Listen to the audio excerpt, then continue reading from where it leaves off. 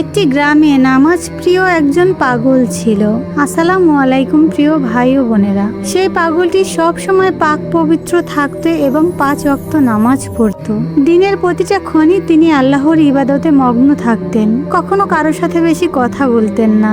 গ্রামের কিছু লোক বলা বলি করতো এই পাগলটি নাকি আধ্যাত্মিক পাগল।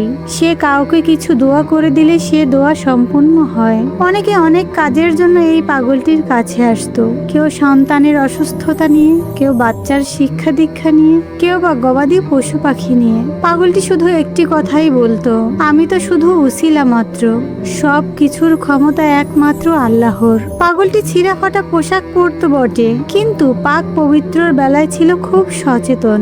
একদিন ফজরের নামাজের সময় পাগলটি রাস্তা দিয়ে মসজিদের উদ্দেশ্যে রওনা হলো। কোনো কথা নেই, একদম নীরব নিস্তব্ধ ভাবে মাটির দিকে তাকিয়ে হেঁটে যাচ্ছে।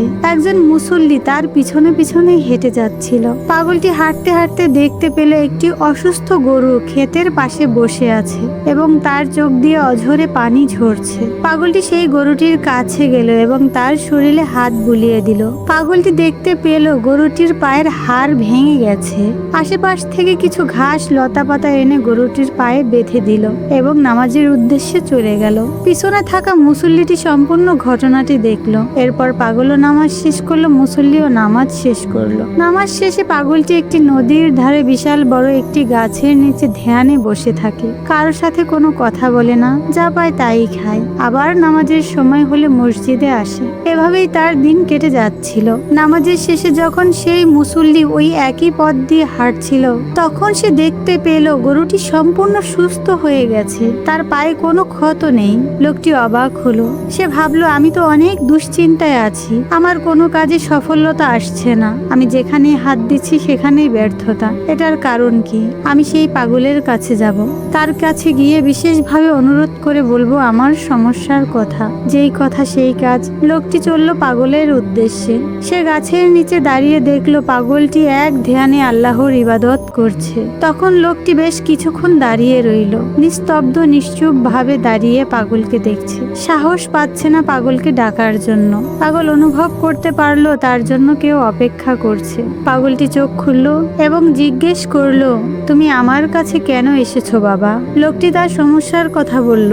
পাগল একটু মুচকি হাসলো, কারণ পাগল বুঝতে পারছিল এই লোকটি অলস এবং কাজে অবহেলা করে। তিনি কোনো কথা না বলে লোকটিকে হাত ধরে টানতে টানতে নিয়ে গেল নদীর ভেতরে। লোকটিকে নদীর মধ্যে মাথা জাতা দিয়ে পানির মধ্যে ধরে রাখলো বেশ কিছুক্ষণ। লোকটি এমন ভাবে দাপাদাপি করছিল যেন আর কিছুক্ষণ রাখলেই সে মারা যাবে।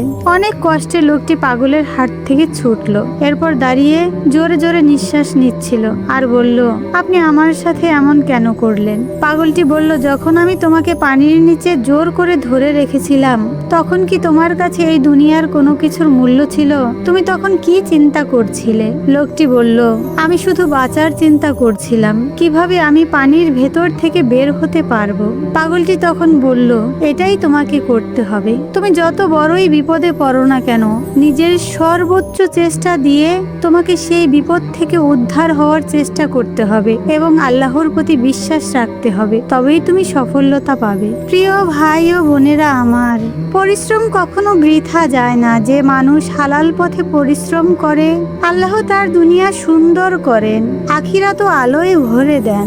দুনিয়ার পরিশ্রম মানে অর্থ ও সম্মান, আর আল্লাহর সন্তুষ্টির জন্য করা পরিশ্রম আখিরাতে এনে দেয় জান্নাতের সুখ।